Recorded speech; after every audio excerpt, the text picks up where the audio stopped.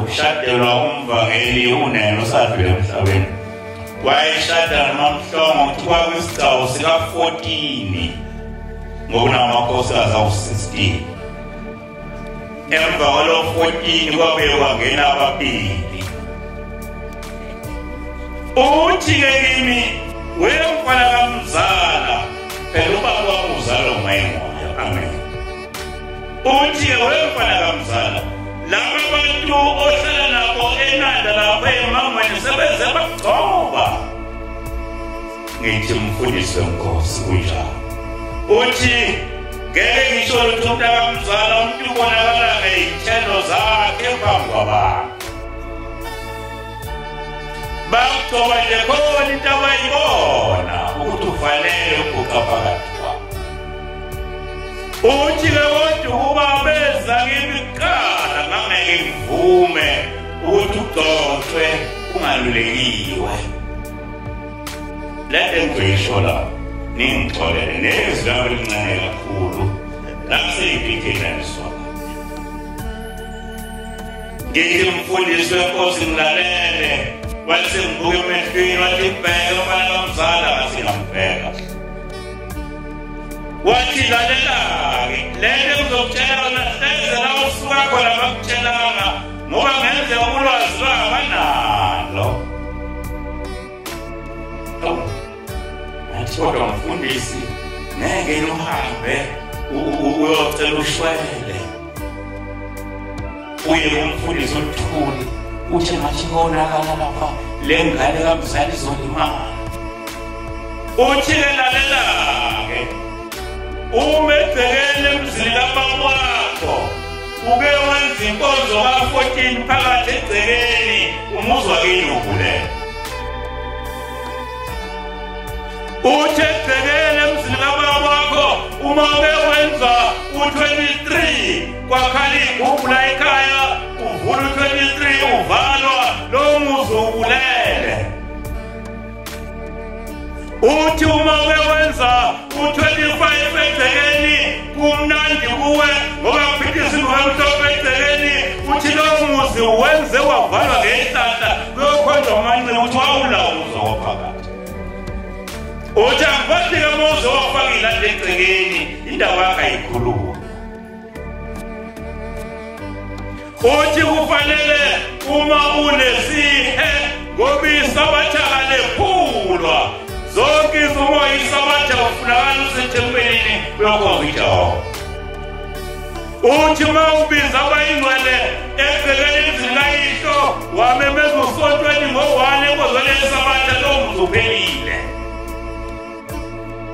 uthi-ke akokwakhiwa indlu eceleni kwethempeli noma ingaphathekwa ngudaka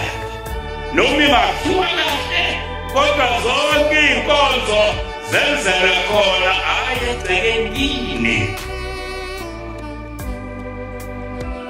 angasimele ukweshumayela ngoba phela singabashumayela kasifani ngoba inkinga yethu sihlukene kathathu singabashumayela abashumayeli nje bahlukene kathathu khona umshumayelo ufike sizobala ukuthi ngigcine kubani khona umshumayelo ufike kuhlala ibandla kuthiwe kuzokwenza njani ngoba nami umshumayelo wade siphethe usewumvangeli ngisho kahleke nami unyawo seduzana ngiyabonga mvangelo wenkosi unyawo engayathi ungayiphatha kahle umvangeli ikhathi ungezodimondwa uthi wehlekile kwashumayela ngoba sekugcwele hlala nje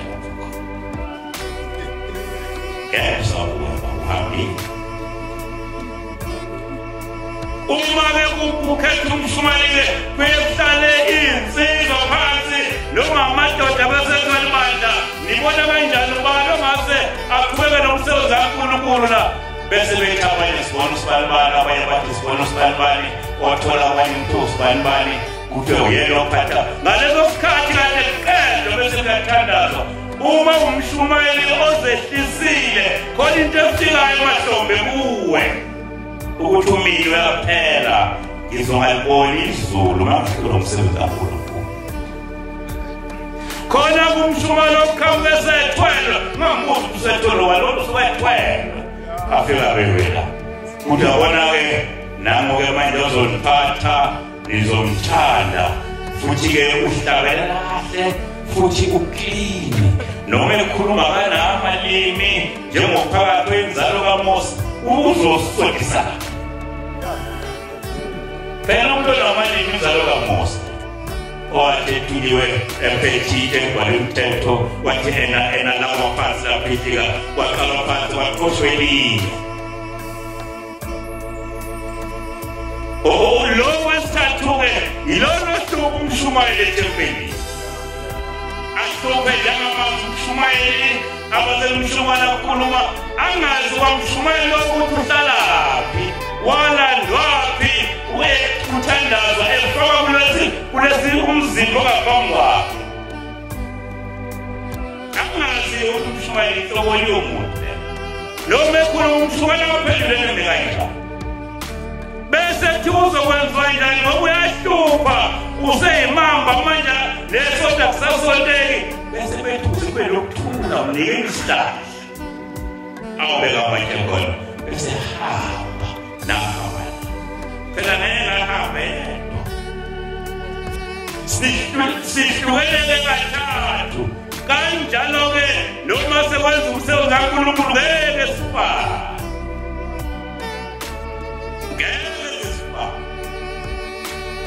kuyothi makufika abantu abagulayo njengoba begcwele ithempeli nje ngeke sibaphendule ngokufana ngokusizwa kwasilwazi ngoba siqhamuke siqwelwe sabekwa phansi ngoba sivuela umshumayeli omunye zayimamba sokahlaza njalo lesonto awukho umthetho-ke nakithi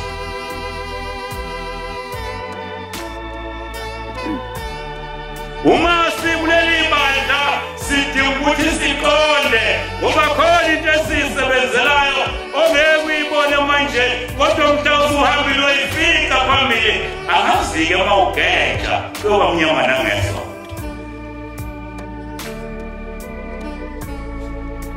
bakhululekile abantu ezweni esikulona kwavezwa ngelento kuthiwa asiyovota abantu bathundu